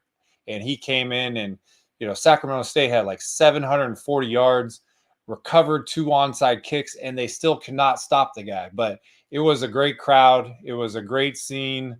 It was like Pac-12 after dark, but it was like Big Sky after dark. I know everybody was watching that game till like 1 o'clock in the morning. And so it was a great experience. And, the stadium has evolved a lot. It's not, it was built in 1969. And you mentioned it hosted the first CFL game ever on American soil in 1993. The Sac Gold Miners beat the Calgary Stampeders. The highest crowd they ever had, 26,000, was the Sacramento Surge of the World League, which you mentioned. And, they also hosted the Olympic track trials in 2000, 2004. So that's part of the reason the track got updated. But, you mentioned that they have really come into their own in the program. From 2019 to 2022, take out the COVID year, they were 23-1 in Big Sky play, which when you think about being dominant, you're not going to name Sacramento State. They kicked ass for 3 straight years, and they ran into South Dakota State in the playoffs, who came in and beat them. And then the game I mentioned, Lindsey Scott Jr. put up 66. So they've accomplished a lot. Coach Taylor, he leverages success into the job at Stanford, and they didn't have it as successful as a year last year, but their track record has been really good, and they have an opportunity to keep it going. Yeah. And I think Andy Thompson's the coach there now. Did a good job last year considering taking over for Troy Taylor. I mean, it's cool. I mean, it's one that could be really good though. I think if you move around the track, and I wonder if it's expandable. That's what the gist I got from the pod I was listening to, but I don't really know. Well, there's no seats in either end zone, so it's possible to do that.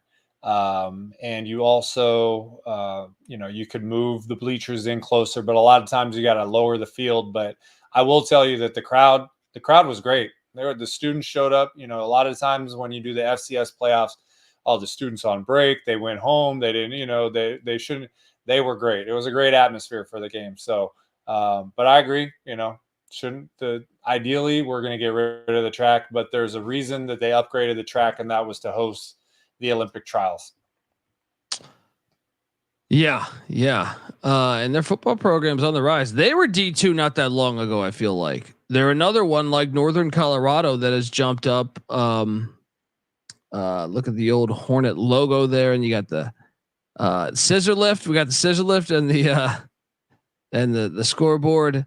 Well, the score, look at the score, 66-63. Yeah. I mean, every defensive coordinator, every defensive coach is just sitting there saying, when's the flight? But hey, maybe the most exciting game that I've been to. And you mentioned where's the flight. Actually, the next day I was catching a 1 p.m. game at Colorado Mines, and this game went till 1 o'clock in the morning. And it's in Sacramento. I was flying out of Oakland. It was about an hour and 30-minute drive. Like, I didn't sleep. I left this game at 1 a.m. I drove straight to the Oakland airport. I went through TSA at like 4:30 in the morning. I plopped on the plane, fell asleep for like an hour and a half, pinball myself off the plane, and drove from Denver to Golden and watched that game. So crazy travels, but man, you to see this kind of game, 66-63, I think is the highest scoring game I've ever been to. It's worth it every time. Yeah. What is we got street tacos for sale here? So they have, like, similar to Hawaii, they let vendors with trucks pull up on the open parts. So, it took a photo of the gas station with the 285 or 258 gas. Well, here's the opposite, right? You got quesadillas with dipping for $25. And God.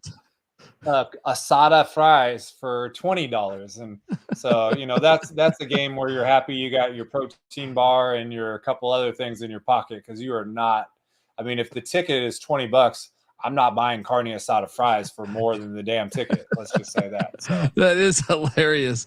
I couldn't imagine paying that much for a quesadilla. We just all stood there like Nelson. We just stood there like Nelson Muntz on The Simpsons, just pointing and laughing, haha, that sort of thing. So. Yeah, exactly.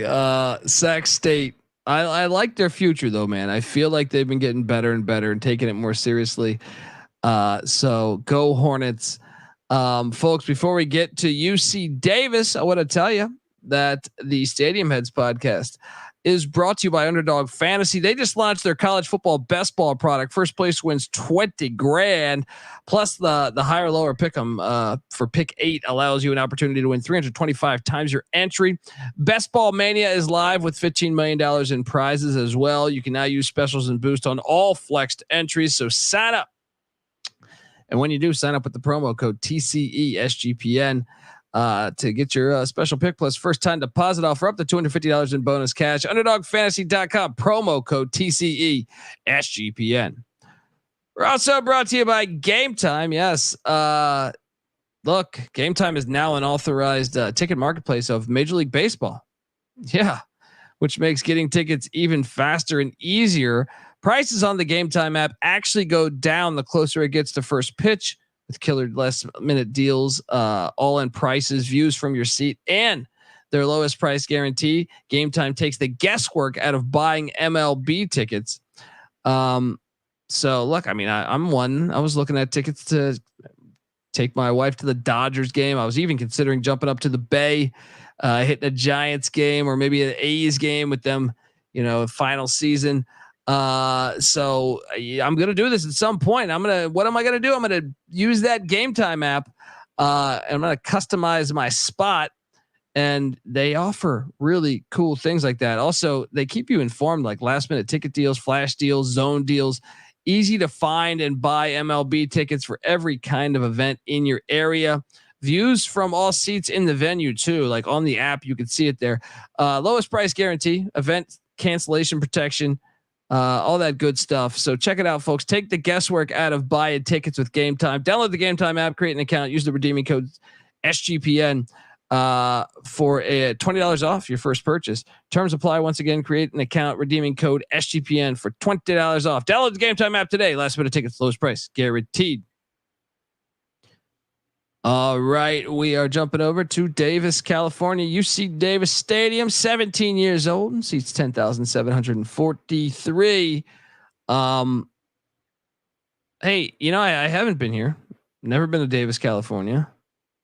Looks kind of cool, man. I mean, I'd love to know the story on the previous, because I know they had Ken O'Brien, and I know Dan Hawkins played fullback for them way back in the day. He coached for them recently. Tell me about your travels to Davis, California.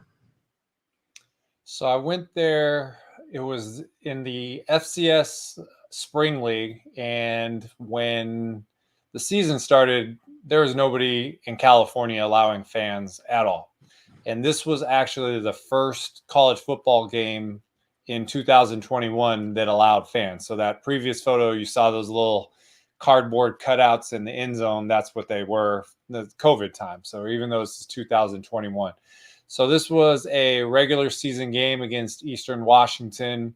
And it was, you mentioned Eric Barriere, he's the quarterback, and it was a great game. And, UC Davis has got a ton of money. They're intertwined with the health system up there. This stadium was built in 2007, so fairly new. It's actually expandable to 30,000 seats. So you can see the grassy berm areas in both end zone. Those are obviously the spots that they would fill them in for the seats, but they've been successful, even though they're a younger program. You mentioned some of the other younger programs as well. And when people talk about candidates jumping up to FBS, UC Davis is one that they mention all the time. But I think that, you look at Cal Poly, it has a setting. You look at Sac State and it has, it's nearby, but it has the track and there's some shortcomings there. This one not only looks nice the way it is, but it has a ton of potential as well. So I really like their stadium. Yeah, it looks beautiful. I even I included, that's a nice shot. I like this grassy area too. Yeah, I put this one there. This is not your shot. This was, it just shows how many people sitting there catching a game. What's not to like about it? And UC Davis Stadium, Health Stadium, they say. It's cool, man. It's cool, and they've been a successful program, man. It's not. I mean, They haven't been dominant. That's another shot that I found online that just from the top. They've had a lot of winning seasons lately though, man. And so they're building good culture there. Now it's just, can they ramp it up and become the next big thing in the FCS? Tim Plow, the new head coach this year. You've talked to Coach Hawkins. You talked to him about his time at UC Davis before. What do you say? Yeah, well, he played there too. Well, it's weird. I didn't get I know he retired.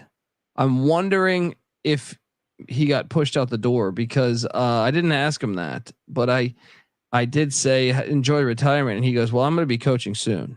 And now I just saw this week he took a position at Idaho State, but yeah, like it seemed like he still had gas in the tank. So it almost made me think that he might have been forced out of there. Tim Plow takes over, who was recently the Boise State offensive coordinator a few years back. He got fired there for that, but he's a former UC Davis Aggie himself. Chris Peterson too. I mean, like I said, their history is pretty strong here. It's just that I'm eager to see what they can turn this thing into. Yeah, and I would love to go back for a non-COVID game. And, if you're talking about Traveler, Sac State, and UC Davis are within 30, 40 minutes of each other. So that's an easy 2-for-1. And, the record crowd that they had at the stadium was very recently, 2023. They played Eastern Washington. And, we mentioned the stadium holds around 10,000. They got 14,724. So that photo that you showed with the people on the seats, it must have been filled the whole way. So, yeah, you think about like the best teams in California with potential. This place has a lot of money, and the stadium is expandable, and not the sky's the limit, but they could jump up in the ranks of the Big Sky very easily. Yeah, 100%. 100%. Yeah, I dig it. I think it's got a cool look to it too. It's kind of a, like the whole bowl area. It's got a cool look to it. It gives you like an old fashioned vibe a little bit, but with like modern amenities. Yeah. Exactly. Well said. Folks, before we get to our final one, which is the Weber State Wildcats, I want to tell you that the Stadium Heads are brought to you by Rhythm. If you're not checking out the AI picks and props from Rhythm, you're missing out. They just dominated the British Open, and their college football product is about to drop. You can customize your own betting models easily using Rhythm's tools. Claim your free 7-day trial period today by going to sportsgamblingpodcast.com/rhythm. That's RITHMM. That's sportsgamblingpodcast.com/rhythm. We're also brought to you by Circa Survivor and Circa Millions. Yes, Circa Sports is back with Circa Survivor and Circa Millions, giving away $16 million in guaranteed prizes. Imagine the regret you'll feel if you win your office survivor pool, but you didn't enter the Circa Survivor one. And may I remind you again that Circa contests have no rake. Don't have a trip booked yet for Las Vegas before football season. I challenge you to go out for Ultimate Contest Weekend, because that weekend's always great. If you go, you can hang out with my pals Ryan, Real Money Kramer, and Sean Stacking the Money Green from the Sports Gambling Podcast, and enjoy some of the open bar events at the greatest sports book in the world, August 22nd through August 24th. You could sign up in person at Circa Sports between now and September 7th to enter, and you could use a proxy to play from anywhere. We even have a deal with footballcontestproxy.com that'll save you $50 with the promo code SGP. So check that out. All right. Back and ready to talk Weber State, Stewart Stadium, Ogden, Utah, 71 years old, seats 17,312. I actually had to do a deep dive on when the stadium was like, it's funny. Like the Wikipedia page was like vague. It's like sometimes in the 50s. So then I had to like Google the first time, and then I went down a rabbit hole. But I remember this because I was reading. I don't remember if I was reading a old story on John Madden. I don't know if it was Eric Coryell. I don't know if it was Joe Gibbs. But they had a game when they were at San Diego State, and I think Bill Walsh might have been on that staff at some point. I would need to find the article, or the whatever I read it in. But I remember them playing at Weber State. And John Madden and the staff gets there for a game. This is probably like 1965 or something, or 62 or something. And it's snow, and they're at San Diego State. San Diego State's playing at Weber State. There's a ton of snow in the stadium, and Madden has the whole staff, or maybe it was Coryell has the whole staff, go do snow angels in the field to act like they're not intimidated as San Diegoans in Ogden, Utah. So I dig the history there. It's like you can just picture, even though those guys have all left us, them doing snow angels. And when you see the stadium, I remember also Stone Labanowitz, shout out to Stone, friend of the program, his game-winning touchdown in the playoffs there as a road team with the Salukis. This is a beautiful stadium, man. And I like, my only thing would be is like, can we ditch the track? Because I see a ton of potential here. Yeah, and they just upgraded the stadium. They put in a new track and did the roadside bleachers. So I don't think they're going to be ditching it anytime soon. But this stadium has everything except the track, So, but the views are incredible. The stadium is located at the base of the Wasatch Mountains. You mentioned the vagueness. It said that they've been playing on this site in some rudimentary form since the 1950s, but it actually, the bleachers were constructed and officially in 1966. But I've been there for spring game. I've been there for campus visits, and then this photo. Which one? The snow this photo. One? Oh, the okay. Snow photo. That's from 2019 Montana Weber State playoff game. And, I only dipped my toe in the FCS a couple times prior to that spring 2021 season. I went to a game at Norfolk State on the same day that I went to Old Dominion. I mentioned earlier when we talked about Idaho State, Western Colorado came in on a Thursday night. But this was the first, I really want to go here because I want to see this place. And it was playoff game, Montana at Weber State in the snow at night, Friday night, ESPN game. And it was amazing, man. This really influenced me. It really had a profound impact on priorities with travel. And, that we've talked about this on previous shows, that the Utah Murderers Row, when you got Utah State, Logan, you go a little bit south, you got Ogden, Weber State, you go a little bit south, you got Utah and Salt Lake, and then a little bit below that is Provo, and they're all amazing. So this just happens to be the FCS version of a scenic, cool, outdoor, cold weather Utah football stadium. Yeah, and I was just checking their enrollment. Over 24,000 people go there. That's because part of me was like, I wonder how remote this is. I've never been to Ogden, Utah, but man, I tell you this, watching a couple playoff games here, it has me wanting to go there. And then your photos only hammer that home. I mean, look at this. I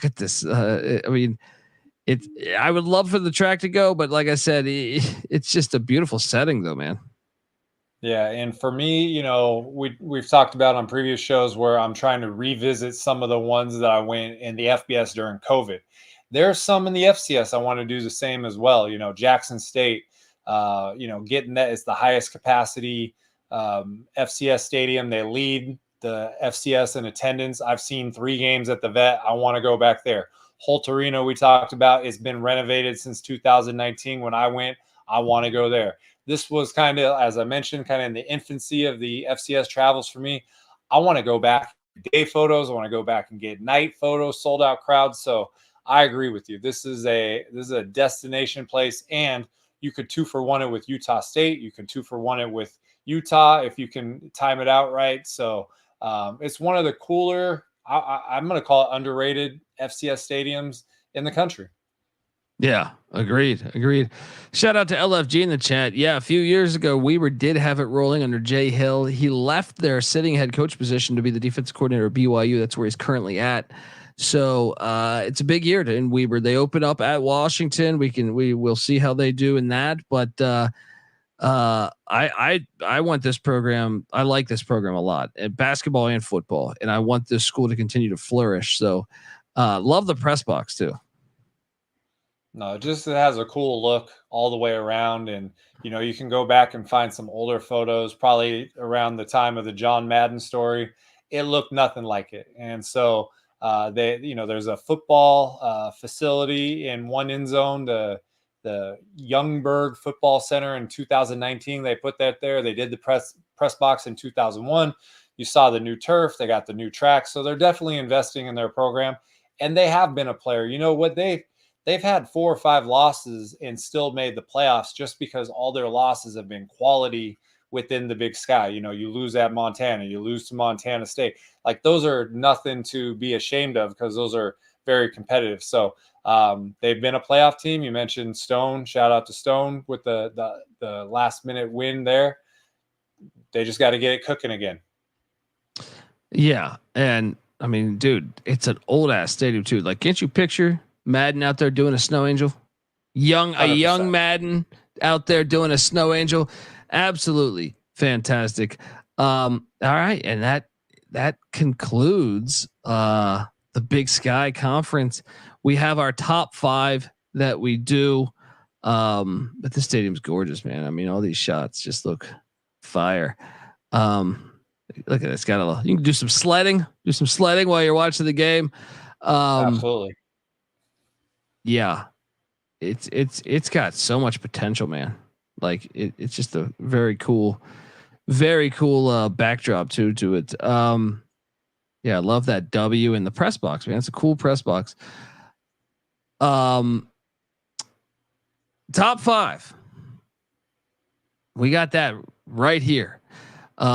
This is Michael's top 5. Washington Grizzly, no particular order. Oh shit, I butchered the Big 12 thing. Kibby Dome, Bobcat Stadium, Stewart Stadium, and UC Davis Stadium. Yeah, I mean, I kind of would have guessed. I guess the only surprise to me was the UC Davis one for you. I feel like the other 4 I thought you were going to have in your top 5. Were you surprised? What's that? Which one do you think that I would have had in the place of UC Davis? I thought Cal Poly. Which I thought that one, would be in there with that backdrop and stuff. But and when you look at mine, you'll see Washington Grizzlies, my number 1. Stewart is my number 2. I actually think I would move Bobcat after seeing your photos. I think I would move Bobcat to number 2. Stewart to number 3. Mustang Stadium number 4. I dig that backdrop. And number 5 would be UC Davis Stadium. Are you surprised by mine? You're not surprised by mine because I don't like the domes. But yeah. Chalky, yours don't surprise me at all. No, but they're good choices, and I felt very confident in my top 4. I felt those were easy, and then UC Davis. I think maybe I want to see a game at Cal Poly. I think that will hopefully give me that game experience. Holt Arena is another one that I probably could have put in there. So that I was very solid in the top 4. I think Washington Grizzly is incredible. Bobcat Stadium is incredible. The setting we just talked about at Weber State is amazing. The Kibby Dome just has this aura and just cult personality, if you want to put it. And then UC Davis, I really just look at the quality of the stadium and the potential and those grass areas, and it just is cool. So we got 4 out of the 5 that are the same, so we're not that far off. There we go. Well, this is a conference when you really think about it, where like there is a gap. You know what I mean? Like after seeing Portland State and I wish them the best with their future with whatever they choose.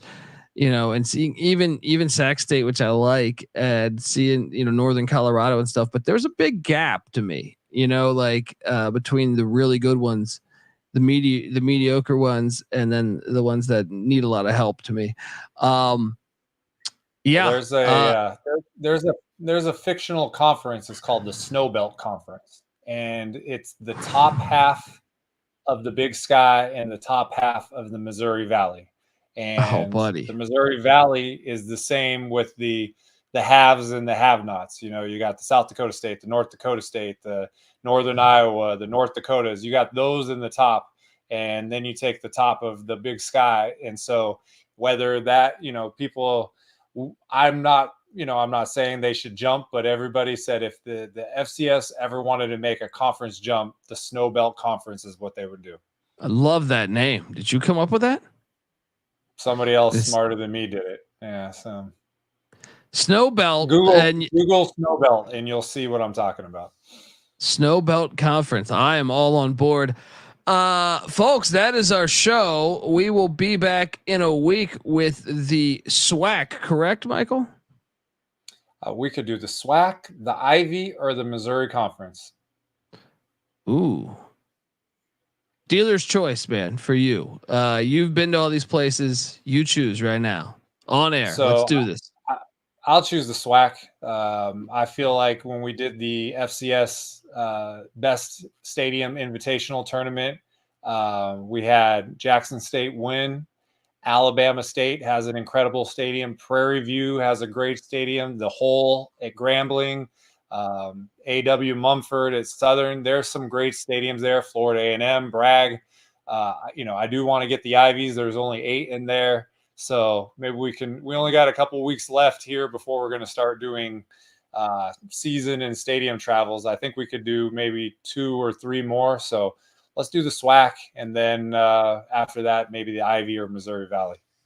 All right, folks, you heard that. SWAC next week, same time. They have some fire stadiums. He just hit on a bunch of them, but once you see the photos, you'll be sitting there like, whoa, I didn't know this. Give Michael a follow, like I said, at CFB Campus Tour on Twitter. I really can't encourage that enough because I think it's like one of the best follows. That's how I became friends with him, essentially. 1,042 people watching right now. Please, if you can, hit that like and subscribe button because I have this out on multiple platforms. One day it's only got to be one platform, so you want to get over to YouTube, youtube.com/@StadiumHeadsSGPN. Get on over there, hit the like and subscribe button. Also, podcast wherever podcasts can be found. If you can, and look, if you can go to iTunes and give us a 5-star review, that helps a lot too as well. Hopefully, you dig the show. Once again, I highly recommend watching the show because I think the photos also help sell how great it is. And maybe we can do what Garrett. Maybe you listening out there will be the next Garrett Winkler, where you say, hey, Michael turned me on to this. I'm going to all these stadiums over in my vicinity, wherever I live. And boom. Next thing you know, you find yourself going to these games and you're saying, this is awesome. FCS college football is awesome. Maybe I never checked it out before. I really think college football is the greatest thing we have. Let's go. I'm on Twitter at @TheColbyD. Make sure you check out the college football experience as well as the FCS college football experience. And check out the Sports Gambling Podcast. And I'm excited to talk the SWAC next week, folks. Until next time, this is the Stadium Heads Podcast, Big Sky style. You better start thinking about yours. And we out of here.